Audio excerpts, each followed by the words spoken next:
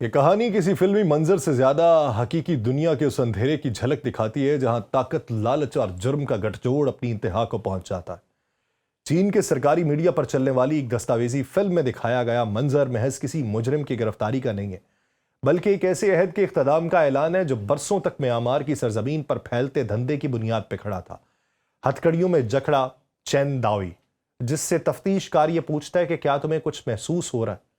یہ سوال دراصل اس احساس مرنے کی علامت ہے جو کبھی دولت اور اختیار کے نشے میں کھو چکا تھا۔ چین نے پہلی بار اس منظم جرائم کی دنیا کو اپنے عوام کے سامنے بے نقاب کیا ہے۔ وہ ڈاکومنٹری محض ایک مقدمے کی روداد نہیں بلکہ ایک علامتی پیغام ہے، ایک وارننگ کہ جو قوم کے اعتماد سے کھیلے گا اس کا انجام عبرت ہوگا۔ اس مہم میں چین نے جان بوجھ کر اپنے ہی شہریوں کے ان جرائم کو عوامی سطح پر ظاہر کیا تاکہ یہ باور کروایا جا سکے کہ کوئی بھی نظام خواہ کتنا ہی طاقتور کیوں نہ ہو، قانون سے بالا تر نہیں۔ بندر کو ڈرانے کے لیے مرغی کو مارو، یہ قدیم چینی کہاوت اس پوری مہم کی روح بن چکی ہے۔ آپ سب پر سلامتی ہوں، میں یاسر رشید ہوں اور آپ دیکھ رہے ہیں سنو نیوز۔ ناظرین، میانمار کے سرحدی علاقے لاؤ کائنگ میں کبھی جوئے، جسم فروشی اور آن لائن فراڈ کے اڈے ایسے پروان چڑھے جیسے کسی غیر مرئی حکومت کا سایہ ہو۔ وی لیوس مانگ اور بائے خاندان اس غیر رسمی سلطنت کے بادشاہ تھے۔ یہ وہ لوگ تھے جنہوں نے دولت کے بل پہ مقامی ملیشیاؤں، سیاستدانوں اور یہاں تک کہ بنیادی ڈھانچوں کو بھی اپنے کنٹرول میں لے رکھا تھا۔ ان کے کمپاؤنڈز کے اندر جوئے کی میزوں پہ نوٹوں کے انبار لگے ہوتے تھے، شراب بہتی تھی اور انسانوں کو محض ایک ہتھیار کی طرح استعمال کیا جاتا تھا۔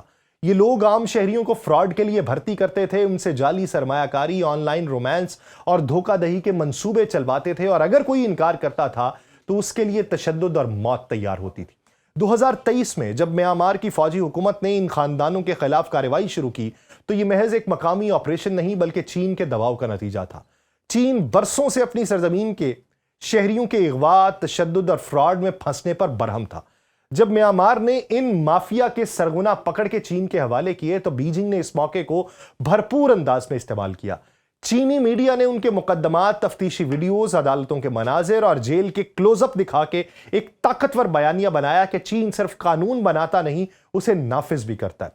چین داوئی اور اس جیسے کئی مجرموں کے چہرے اب چینی عوام کے سامنے۔ ان کی وہ آنکھیں جو کبھی طاقت کی تیزی سے چمکتی تھیں اب خوف سے خالی ہیں۔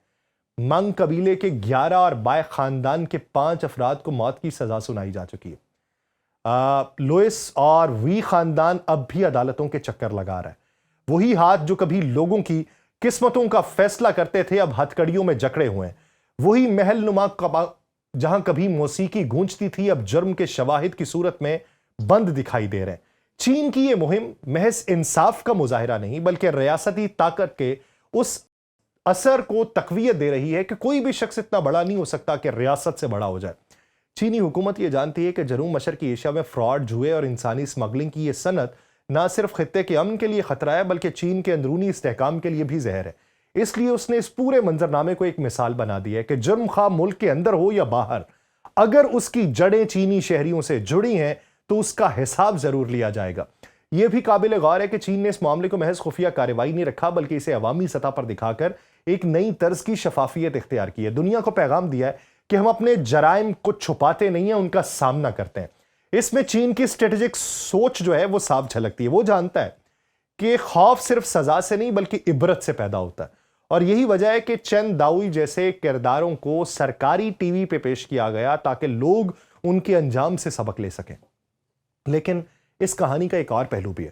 وہ لوگ جو ان اڈوں میں پھنسے تھے، جس سے ان کے ہی ملک کے شہریوں نے فراڈ کروایا، جو تشدد سہتے رہے، ان کے لیے یہ کارروائیاں انصاف کی پہلی کرن ہے، کیونکہ جو نظام برسوں سے ان کے درد پر خاموش رہا اب کم از کم بول تو رہا ہے۔ یوں کہا جا سکتا ہے کہ میانمار کے سرحدی علاقے سے اٹھنے والی یہ گرد اب چین کی عدالتوں میں بیٹھ چکی ہے، اور جو کبھی لاؤ کائنگ کے گاڈ فادر کہلاتے تھے آج وہی اپنی قسمت کے فیصلے کے منتظر ہیں۔ ان کے لیے سزا صرف موت نہیں بلکہ ان خوابوں کا خاتمہ ہے جس میں وہ خود کو ناقابل شکست سمجھتے تھے۔ یہ کہانی اس بات کا ثبوت ہے کہ ریاست جب طے کر لے کہ جرم کو جڑ سے اکھاڑنا ہے تو وہ قانون کو ڈھال بھی بنا سکتی ہے اور تلوار بھی۔ چین نے یہی کیا، پہلے خاموشی سے مشاہدہ کیا، پھر بے رحم کارروائی کی، اور اب عبرت کی تشہیر کر رہا ہے۔ چین داوئی سے سوال کیا گیا کہ کیا تمہیں کچھ محسوس ہو رہا ہے، تو اس نے آگے سے پوچھا کیا مجھے کچھ محسوس کرنا ہے؟ یہ اس پوری کہانی کا خلاصہ ہے۔ کیونکہ اب احساس کا وقت نہیں، انجام کا وقت آ چکا ہے۔ چین کے لیے یہ جنگ صرف میانمار کے جنگلوں میں چھپے جرائم پیشہ گروہوں کے خلاف نہیں، بلکہ چین کی اپنی ساکھ اور عوام کے اعتماد کو دوبارہ بحال کرنے کی کوشش تھی۔ ان فراڈ کا مرکز جو تھا، اس کا معاملہ اب ایک بین الاقوامی بحران بھی بن چکا ہے، جس نے نہ صرف چینی شہریوں کو متاثر کیا بلکہ چین کے امیج پر بھی کاری ضرب لگائی۔ میں اگلے باب میں آپ کو یہ بتاتا ہوں، جو کہانی کا اگلا باب یہاں سے شروع ہو رہا ہے، کہ کس طرح لالچ، بے روزگاری اور معاشی دباؤ نے ہزاروں نوجوانوں کو ایک ایسے جال میں دھکیلا جہاں سے واپسی اکثر ممکن نہیں رہتی۔ چین میں جب سے معاشی سست روی نے جنم لیا ہے، روزگار کے مواقع سکڑنے لگے ہیں۔ لاکھوں نوجوانوں کے لیے بیرون ملک ہائی پے ملازمتوں کے اشتہارات کسی خواب کی طرح دکھائی دیتے ہیں۔ یہی وہ لمحہ ہے جب فراڈ نیٹ ورکس اپنی چال چلتے ہیں۔ انہیں ایسے نوجوانوں کی تلاش ہوتی ہے جو بہتر مستقبل کی امید میں سب کچھ چھوڑ کے چلے آئیں۔ تھائی لینڈ، کمبوڈیا اور میانمار ان کے لیے سب سے بڑی منزلیں بنی، لیکن وہاں پہنچنے کے بعد ان خوابوں کا انجام عموماً غلامی، تشدد اور دھوکے کی شکل میں ملا۔ چینی معاشرے میں اب یہ مسئلہ اتنا عام ہو چکا ہے کہ فلموں، سوشل میڈیا، حتیٰ کہ روزمرہ گفتگو کا بھی حصہ بن گیا۔ ایک فلم ہے نو مور بیٹس، اس نے اس دکھ کو ایک کہانی کی صورت میں پیش کیا کہ کیسے نوجوان روزگار کے بہانے غیر ملکی سرزمین پہ فراڈ نیٹ ورکس کے شکنجے میں آتے ہیں۔ اس فلم کے بعد لاکھوں چینی شہریوں نے جنوب مشرقی ایشیا کے ممالک کی طرف سفر کم کر دیا، اور تھائی لینڈ جیسے ملک کو اب ایک خطرناک دروازے کے طور پہ دیکھا جانے لگا ہے جو فراڈ مراکز تک لے کے جاتا ہے۔ یہ حقیقت صرف فلم تک محدود نہیں۔ چینی اداکار وانگ ینگ کا واقعہ جو ہے وہ اس المیے کی جیتی جاگتی مثال ہے۔ وہ کام کے سلسلے میں تھائی لینڈ گیا، مگر اسے دھوکے سے میانمار کے ایک فراڈ سینٹر بھیج دیا گیا۔ اس کے اہل خانہ نے کئی ہفتے کوششوں کے بعد اسے بازیاب کروایا، لیکن ہر کہانی کا انجام ایسا نہیں ہوتا۔ ہزاروں چینی خاندان آج بھی اپنے پیاروں کی تلاش میں ہیں۔ وہ لوگ جو بہتر زندگی کے خواب دیکھ کے گئے تھے، اب نہ وہ زندہ ہیں نہ وہ مردہ ہیں، بلکہ کہیں فراڈ کے کیمپس میں قید، غلامی کرتے یا تشدد سہتے ہیں۔ Social media platform Weibo پر اس موضوع پر روزانہ درجنوں کہانیاں شیئر کی جاتی ہیں۔ وہاں پہ ایک شخص نے لکھا کہ میرے کزن کو 5 سال پہلے جھانسے میں لے گئے اور آج تک اس کی کوئی خبر نہیں آئی۔ کسی نے لکھا میری خالہ ہر روز جو ہے اپنے بیٹے کے لیے آنسو بہاتی ہے۔ یہ چند خاندانوں کی کہانی نہیں بلکہ ہزاروں گھروں کا درد ہے، اور چینی حکومت یہ جانتی ہے کہ جب کسی قوم کے نوجوان اس طرح کے جال میں پھنستے ہیں تو وہ صرف افراد نہیں گواتی، اپنی آئندہ نسلوں کی امیدیں کھوتی ہے۔ اسی لیے حکومت نے اس کریک ڈاؤن کو صرف مجرموں کے خلاف نہیں بلکہ قوم کے ضمیر کی بحالی کے طور پہ پیش کیا۔ سنگاپور کی نیشنل یونیورسٹی کی پروفیسر سیلینا ہوا، ان کے مطابق بیجنگ ان کارروائیوں کے ذریعے ان خاندانوں کو بھی تسلی دینا چاہتا ہے جن کے پیارے اب بھی لاپتہ ہیں۔ یعنی یہ صرف انصاف نہیں، ایک نفسیاتی مرہم بھی ہے۔ اقوام متحدہ کے اعداد و شمار بتاتے ہیں کہ اس وقت دنیا بھر میں لاکھوں افراد فراڈ مراکز میں زبردستی کام کر رہے ہیں، اور حیران کن بات یہ ہے کہ ان میں ایک بڑی تعداد چینی شہریوں کی ہے۔ یہ بیجنگ کے لیے دوہرا چیلنج ہے۔ ایک طرف وہ ان نیٹ ورکس کے خلاف کارروائی کر رہا ہے، تو دوسری طرف یہ تلخ حقیقت بھی برداشت کرنی پڑ رہی ہے کہ ان میں سے کئی ماسٹر مائنڈز خود چینی ہیں۔ چین کے ایک شخص نے ویبو پہ لکھا تھا، جب آپ بیرون ملک ہوتے ہیں تو سب سے زیادہ خطرناک وہی لوگ ہوتے ہیں جو آپ کی زبان بولتے ہیں۔ یہ جملہ جو ہے یہ اس پورے بحران کا نچوڑ ہے، جہاں لالچ نے وفاداری کو نگلا اور روزگار نے انسانیت کو نگل لیا۔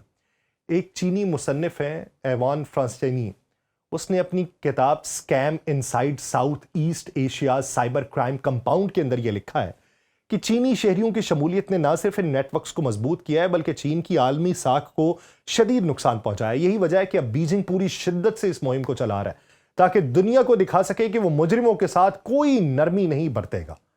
اب اس پورے منظرنامے میں 2023 سے اب تک چین اور میانمار کے مشترکہ آپریشنز میں 57,000 سے زائد افراد گرفتار ہو چکے ہیں۔ سرکاری میڈیا کے مطابق اب چین صرف بڑے خاندان یعنی وی، لیوس، مینگ اور بائے جیسے گاڈ فادرز کو نہیں پکڑ رہا، بلکہ ان ہزاروں چھوٹے ملوث کرداروں کو بھی قانون کے کٹہرے میں لا رہا ہے جنہوں نے ان نیٹ ورکس کو زمین سے جوڑا تھا۔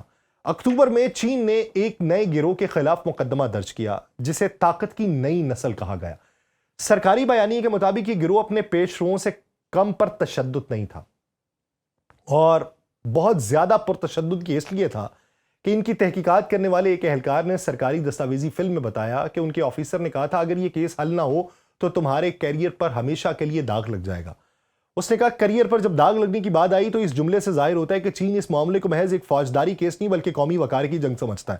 یہ مہم اپنی نوعیت کی سب سے بڑی کارروائیوں میں سے ایک ہے، اور ایکسپرٹس کے مطابق اس کے نتیجے میں سائبر فراڈ میں واضح کمی دیکھنے میں آئی ہے اور چین نے نہ صرف بڑے نیٹ ورکس کا خاتمہ کیا ہے بلکہ دنیا کو یہ پیغام دیا ہے کہ وہ اپنے شہریوں کے ہاتھوں کیے گئے جرائم پر بھی پردہ نہیں ڈالے گا۔